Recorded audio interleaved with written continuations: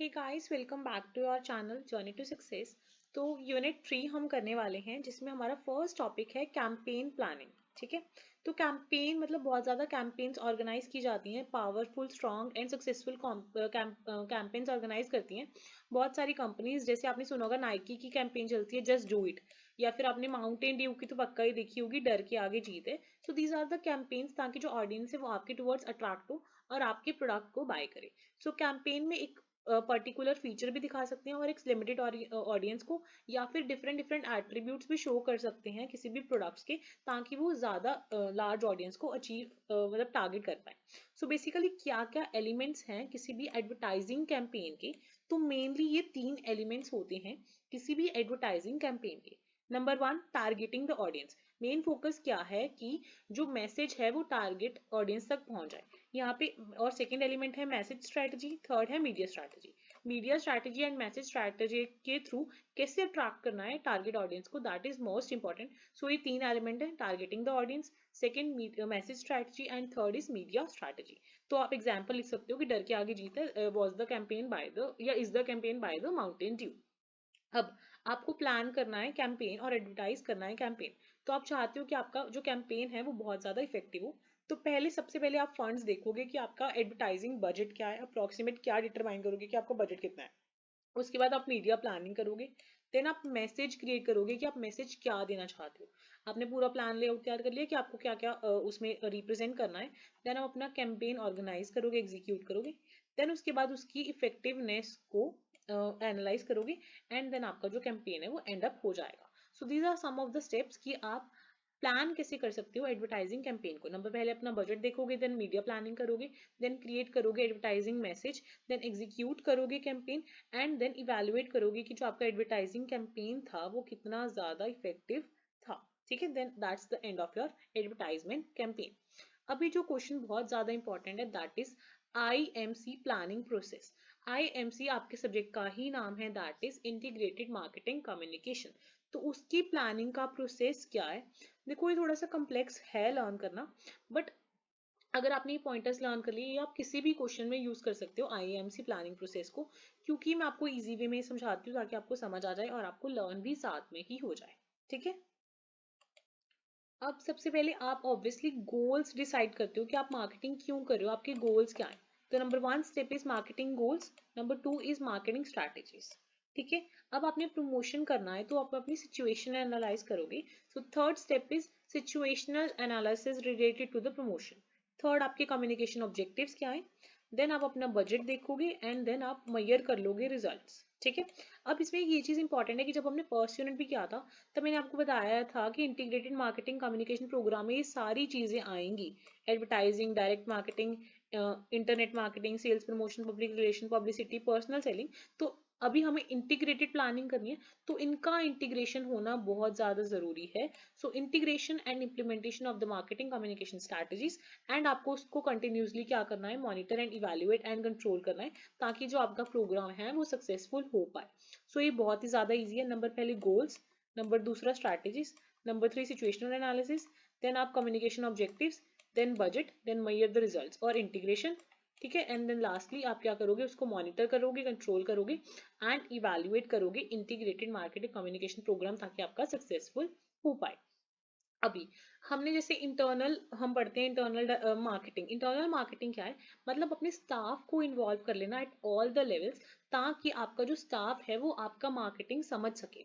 So internal marketing is a matter of involving staff at all the levels in effective marketing programmes by enabling them to understand their role within the marketing process. तो इसमें क्या है, आप अपने staff को ही train कर रहे हो और उनका डेवलपमेंट कर रहे हो, उनके साथ कम्युनिकेट कर रहे हो, उनको स्कीम्स बता रहे हो, ताकि उनकी खुद की ओरिएंटेशन अपने ऑर्गेनाइजेशन के अंदर खुद का ही बढ़े कि हमारा ये चीजें हैं। अच्छा, उनको खुद को ही नॉलेज उनकी इंप्रूव हो। ठीक है। इसमें से सबसे इंपॉर्टेंट क्वेश्चन यूनिट नंबर 3 में से बनता है सेगमेंटिंग एंड टारगेटिंग। ये क्वेश्चन तो बहुत ही ज्यादा इंपॉर्टेंट है। बहुत ज्यादा स्टूडेंट्स को कंफ्यूजन होता है कि सेगमेंटेशन क्या है, टारगेटिंग क्या है, पोजिशनिंग क्या है। हमने यूनिट 2 में पोजिशनिंग पढ़ा है हालांकि, बट स्टिल इन तीनों के मैं एक बार में समझा देती हूँ। Segmentation, targeting and positioning. Segmentation होता है तोड़ना, सेगमेंट मतलब तोड़ना, छोटे छोटे पार्ट्स में तोड़ना। तो सेगमेंटेशन मतलब divide the total market into the manageable groups. तो ये हो गया सेगमेंटेशन। टारगेटिंग मतलब आप किस ऑडियंस को टारगेट कर रहे हो, एडल्ट को कर रहे हो, बच्चों को कर रहे हो, मतलब किस लोकेशन या कुछ किसी भी पर्सपेक्टिव में आप डिवाइड कर सकते हो। आइडेंटिफाई विच ग्रुप, कौन सा ग्रुप आप टारगेट कर रहे हो जिसमें आपकी प्रोडक्ट या सर्विस का बेस्ट चांस ऑफ सक्सेस है। तो टारगेटिंग समझ आया। पोजिशनिंग, पोजिशनिंग मतलब उनके दिमाग में ऐसा एक प्रिंट छोड़ देना कि वो आपका प्रोडक्ट ही प्रेफर करें। Build your brand to the best so that you can meet the needs of the people and prove to be the best. समझ आया। सेगमेंटेशन तोड़ना, टारगेटिंग टारगेट करना and then positioning. Usually sequence में follow करते हैं वैसे तो, segmentation, targeting and positioning, but there could be changes as well. अभी बेसिस ऑफ कंपैरिजन बता देती हूँ सेगमेंटेशन और टारगेटिंग का। Segmentation is the process of classification of the market into the several approachable groups. तो इसमें आप क्या करते हो, डिवाइड कर देते हो मार्केट को by grouping the customers with the similar needs. So उसका बेस कुछ भी हो सकता है, उनकी नीड रिक्वायरमेंट्स, उनका स्टेटस, मतलब बहुत सारे फैक्टर्स हो सकते हैं जिसकी बेसिस पर आप उनको क्या कर रहे हो, सेगमेंट कर रहे हो। तो पहले जब हम टारगेट मार्केटिंग करते हैं, पहले हम सेगमेंटेशन करेंगे, तभी बाद में हम उसको टारगेट करेंगे। पहले हम ग्रुप्स में ब्रेक करेंगे, देन उस ग्रुप में से हम सिलेक्ट करेंगे कि हम इस ग्रुप को क्या कर रहे हैं, टारगेट कर रहे हैं। ठीक है। Targeting is the process of concentrating on a particular segment. जब हमने सेगमेंटेशन कर लिया उसके बाद हम क्या करेंगे, टारगेटिंग करेंगे। तो उसके बाद हम फोकस करेंगे एक पर्टिकुलर सेगमेंट को जिसको हम अपना प्रोडक्ट या सर्विस ऑफर करेंगे। तो choosing the right segment is the process of targeting. और इसमें बहुत ज्यादा फैक्टर्स अपना रोल इन प्ले करते हैं। ठीक है। और इसमें बेस क्या होगा, कौन सी सेगमेंट ज्यादा अट्रैक्टिव है या कौन सी हमारी रिक्वायरमेंट्स को मीट कर रही है। So this is the second stage, positioning is the third stage. ठीक है। अभी टाइप्स ऑफ सेगमेंटेशन, किस बेसिस पे कौन सी टाइप्स हैं सेगमेंटेशन की। ठीक है, अभी हम ये जानते हैं। So our next topic is type of segmentation. तो हम मार्केट सेगमेंट अलग अलग बेसिस पे कर सकते हैं। तो ये 4 पॉइंट्स आपको लर्न करके जाने हैं। First is geographic segmentation, second is demographic segmentation, third is psychographic segmentation and fourth is behavior segmentation।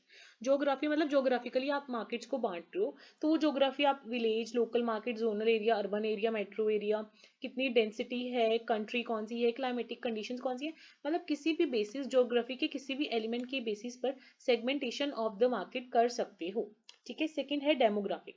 Demographic मतलब वहाँ की पॉपुलेशन की क्या क्या क्राइटेरियाज या क्या क्या फीचर्स हैं, मतलब उनकी एज क्या है, जेंडर क्या है, रेस क्या है, marital status, education, income, occupation, religion, family size, family life, nationality, मतलब आप कोई भी डेमोग्राफिक फैक्टर कंसीडर कर रहे हो, मतलब उनके बारे में उनके जो पर्सनल पैटर्न्स या फीचर्स हैं वो चीजें देख रहे हो। सेकंड है साइकोग्राफिक। साइकोग्राफिक मतलब वो साइकोलॉजिकली कैसे हैं, उनकी पर्सनैलिटी क्या है, कंजर्वेशन, लीडरशिप, अथॉरिटी, एम्बिशियसनेस, कंपल्सिवनेस, ग्रीगेरियसनेस। तो आप इसमें ये जरूरी नहीं यही पॉइंट्स लिखो, इसमें आप मल्टीपल पॉइंट्स अपनी तरफ से बना सकते हो। चारों हेड्स लर्न कर जाना। चारों हेड्स कौन से हैं, geographic, demographic, psychographic and behaviour. Behaviour मतलब उनका क्या वो लॉयल है, उनका एटीट्यूड क्या है, क्या उनका यूसेज रेट है, मतलब किस फ्रीक्वेंसी पर वो प्रोडक्ट यूज करते हैं, कौन सी स्टेज पर हैं। तो आप ये उनका बिहेवियर है, ये सब चीजें, उनका ब्रांड बिलीव क्या है, ब्रांड लॉयलिटी क्या है। तो आप ये 4 हेडिंग्स बना के आओगे बेसिस ऑफ मार्केट सेगमेंटेशन में। Geographical factors, demographic factors, psychographic factors, behaviour factor. अगर बनाना हो एक 5वीं हेडिंग बना देना अदर फैक्टर्स, तो जो बाकी बचे होंगे वो भी कवर्ड हो जाएंगे। ठीक है। नेक्स्ट है, देखो हमने अभी सेगमेंटेशन पढ़ लिया, टारगेटिंग पढ़ लिया। और जो टारगेटिंग है ना, टारगेटिंग हम किसी मैसेज को टारगेट करके भी कर सकते हैं और प्रॉफिटेबिलिटी को टारगेट करके भी सोच सकते हैं कि हमें किस सेगमेंट को टारगेट करना है। ठीक है। अभी बाकी छोटा सा टॉपिक है digitalisation of brand information.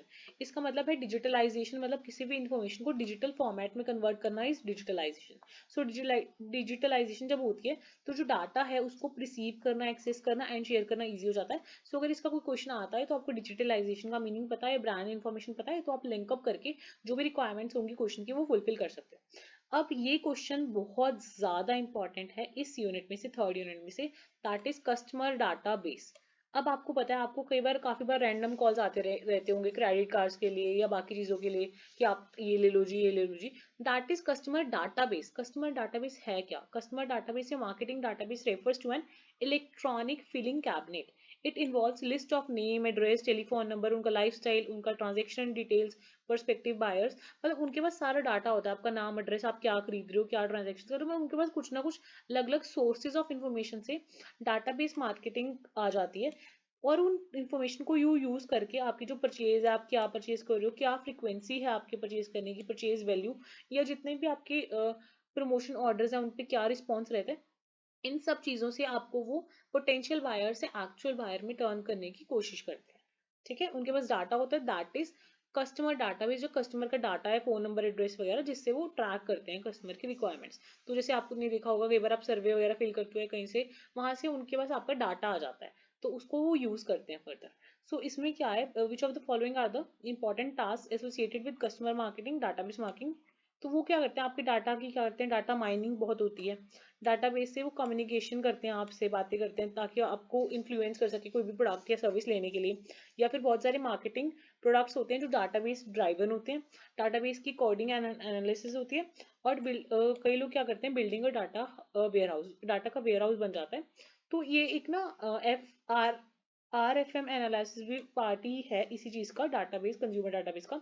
RFM क्या है कि कोई भी कंज्यूमर कितनी रिसेंसी, मतलब कितनी पहले उसने ये चीज बाय करी थी, कितनी फ्रीक्वेंसी पर बाय करता है, और कितना मॉनिटरी स्पेक कंसीडर करता है, दैट इज RFM एनालिसिस। तो इतना इंपॉर्टेंट नहीं, अगर आपको बाय चांस कुछ किसी भी क्वेश्चन में ऐड करना हुआ, RFM आप ऐड कर सकते हो। ठीक है, नेक्स्ट है building relations through data management.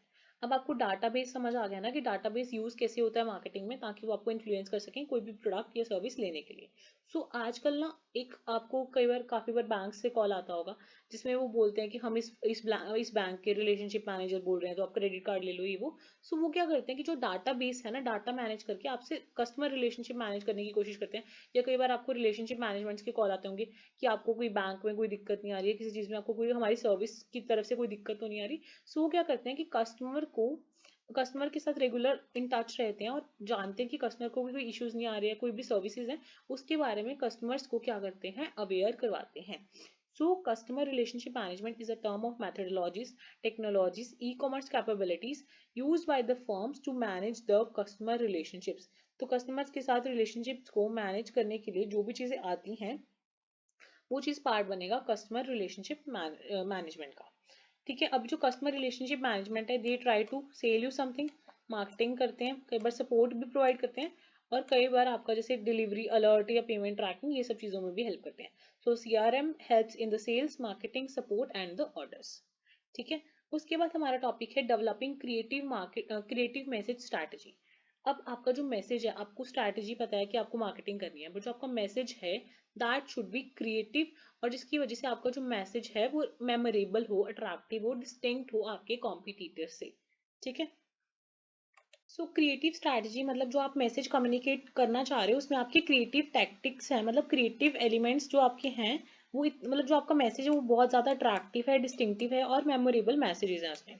ठीक है, तो आपके मार्केटिंग गोल्स, जो एडवर्टाइजिंग गोल्स है, आपकी जो एडवर्टाइजिंग स्ट्रैटेजी है, दैट इज क्रिएटिव, टैक्टिकल, और जो आपका कंज्यूमर है उसको आप टारगेट करके उसके माइंड में एक ऐसा इंसाइट वो कर रहे हो कि जो आपका ब्रांड है वो उसके माइंड में क्या हो गया, पोजीशन हो गया, फिक्स हो गया, और उसका एक पर्सपेक्टिव बन गया है आपके प्रोडक्ट को लेके। ठीक है, due to your attractive, distinctive and memorable message. ठीक है, एंड देन आप टोन एंड मैनर, पर्सनालिटी, ये सारी चीजें मतलब आपको स्ट्रैटेजी डिटरमाइन करने में हेल्प करती हैं। इसको लर्न करने की कोई बिल्कुल नीड नहीं है, ये जस्ट ये है कि अगर आपको कोई पॉइंटर जिसमें अच्छा लगता है तो आप किसी भी आंसर में उसको इनकॉर्पोरेट कर सकते हो। नेक्स्ट है process of developing IMC message strategy. IMC क्या है आपको बताया बार बार, इंटीग्रेटेड मार्केटिंग कम्युनिकेशन स्ट्रैटेजी को डेवलप करने का क्या स्टेप है, क्या स्टेप्स है, देखो ये लर्न कर लेना। तो देखो सबसे पहले आपको टारगेट ऑडियंस पता होनी चाहिए कि जिनको आपको मैसेज पहुंचाना है। ठीक है, सबसे पहले you should identify the target audience. Second, deciding the advertising goals, आपके गोल्स क्या हैं, क्या एडवर्टाइजिंग गोल्स हैं। Decide what type of communication effects is required, तो क्या कम्युनिकेशन इफेक्ट्स आप चाहते हो, बायर्स रिस्पॉन्स क्या आ रहा है, थीम डिसाइड करना, उसके बाद एडवर्टाइजिंग कैंपेन करवाना, selecting the advertising appeal, develop the copy platform, formulate the message strategy, decide the media mix, उसके बाद शेड्यूल, फ्रीक्वेंसी, पैटर्न, ऐड, उसके बाद इवेलुएट करना। ये पूरा का पूरा जितना हमने सिलेबस करा ना, काइंड ऑफ उसी का पूरा वो आ गया है कि ऑडियंस गोल्स, उसके बाद कम्युनिकेशन इफेक्ट, उसके बाद आप कैंपेन्स कर रहे हो, उसकी कॉपी प्लेटफॉर्म बना रहे हो, मीडिया मिक्स डिसाइड करो, उसकी शेड्यूल की फ्रीक्वेंसी, ये पैटर्न, ये सब चीजें देख रहे हो। सो दीज, ये प्रोसेस है, ये आप अपनी तरफ से भी बना सकते हो, बट एज सच कोई कंपल्शन नहीं है कि यही वाला लिखना है। ठीक है, देन उसके बाद हमारा टॉपिक आ जाता है methods of getting creative ideas. आपको पता है कि आज की अगर मार्केट में किसी भी ब्रांड को सस्टेन करना है, then the creativity in the ideas is very very important. So creativity का मतलब है कि जो आपके आइडियाज हैं, they are fresh, unique, appropriate ideas, जिसकी वजह से जो कस्टमर है वो आपके टुवर्ड्स अट्रैक्ट हो रहा है और उसको अटेंशन, आपका उनका ध्यान आपके ब्रांड की तरफ आ रहा है। ठीक है, so following are the 4 basically methods. ऐसे स्पेसिफिक मेथड्स नहीं बोल सकते, ये पॉइंटर्स ही हैं। एक तो आपका जो प्रोडक्ट है वो उसकी कुछ यूनिक सेलिंग प्रोपोजिशन है जिसकी वजह से आपका ब्रांड वैल्यू हो रहा है, तो आपको यूएसपी फाइंड करनी है आपकी। सेकंड, आपको एक unique creative brand image form करनी है। क्रिएटिंग द इनहेरेंट ड्रामा, एक स्टोरी फॉर्मुलेट करनी है जिसकी वजह से आपका जो ब्रांड है वो पोजीशन हो जाए। So, USP, creating a brand image, creating the inherent drama and positioning are the 4 methods of creating getting creative ideas. और आप अपनी तरफ से भी और फैक्टर्स भी लिख सकते हो बना के। ठीक है, कोई कंपल्शन नहीं है, ये भी लिख देना, साथ में जो पॉइंट्स आपके माइंड में आते हैं वो भी लिख देना। ठीक है, नेक्स्ट है brand copy writing. Copy writing में यूजुअली हमें लगता है कि जैसे कॉपीराइट आ जाते हैं कि हम किसी का डाटा चुरा रहे हैं, बट इसमें एडवर्टाइजिंग में ये कॉपी राइटिंग का मीनिंग बिल्कुल भी नहीं है, इसमें मीनिंग है different. Copywriting is the process, ठीक है, और उनको परसुएड करना ताकि वो मार्केटिंग या प्रमोशनल मटेरियल जो आप मतलब राइटिंग से उनको परसुएड करना ताकि वो परचेज करें। ठीक है, और इसमें ना अगर कॉपी राइटिंग या कॉपी प्लेटफॉर्म्स आते हैं, आप 6 Ws मेंशन कराना कि what, when, where, why, there and how, ये सब मेंशन कराना। किन सब चीज़ों की वजह से क्या होता है कि उनको परसुएड करना कि वो कोई भी सामान है उसको परचेज करें। यही चीज मतलब होती है जो हम कॉपी राइटिंग दूसरा बोलते हैं ना, कॉपीराइट स्ट्राइक्स वगैरह, या कॉपी राइटिंग मतलब किसी का कंटेंट लेना, that is not copy writing from this perspective. हम ये ब्रांड रिकॉग्निशन की बात कर रहे हैं, ब्रांड्स की बात कर रहे हैं, उसमें ये वाला कॉपीराइट का मतलब नहीं है। ठीक है, you can read the definitions and ये वैसे अटेम्प्ट करने वाला है ही नहीं, ये छोड़ ही देना। ठीक है, देन उसके बाद लास्ट टॉपिक छोटा सा है, प्रिंट लेआउट एंड डिजाइन। तो जब आप यूज करते हो चैनल्स बहुत ज़्यादा मार्केटिंग के, तो लेआउट का मतलब होता है, लेआउट मतलब किस तरह रिप्रेजेंट कर रहे हो आप, कैसे आपके जो एलिमेंट्स हैं, जैसे आपका हेडिंग हो गया या जो विजुअल इमेज होगी या बाकी जितने भी कैप्शन हो गए या जितनी भी चीज़ें होगी, वो कैसे प्लेस्ड हैं। So layout explain the place of visual headline copy at the appropriate place, क्योंकि जो ये छोटा छोटा बारीक बारीक एलिमेंट है आपकी एड में, वो बहुत ज़्यादा इफेक्ट्स डालता है। ठीक है, सो लेआउट को कैसे प्लान करना है, डिफरेंट काइंड ऑफ लेआउट्स होते हैं, तो उनको कैसे प्लान करना है वो बहुत ज़्यादा ज़रूरी हो जाता है। ठीक है,